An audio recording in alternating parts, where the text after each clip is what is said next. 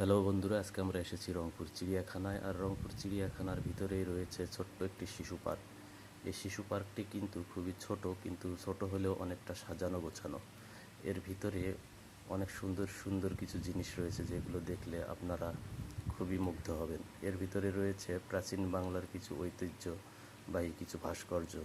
যেমন এই যে একজন কৃষক তার গরুকে দিয়ে জমি চাষ করছেন, এ ধরনের একটি ভাস্কর্য রয়েছে। সেই সঙ্গে বাংলার প্রাচীন ঐতিহ্য কামারদের কাজ কিভাবে করা হয় সেগুলোও কিন্তু এখানে প্রতীকী ভাস্কর্যের মাধ্যমে দেখানো হয়েছে। এই পার্কটি কিন্তু খুবই ছোট, শুধুমাত্র শিশুদের জন্যই। কিন্তু শুধুমাত্র শিশুদের জন্য হলেও এখানে কিন্তু অনেক অভিভাবকেরা প্রবেশ করে থাকেন, এবং এখানে বসার জন্য সুন্দর সুন্দর জায়গা রয়েছে।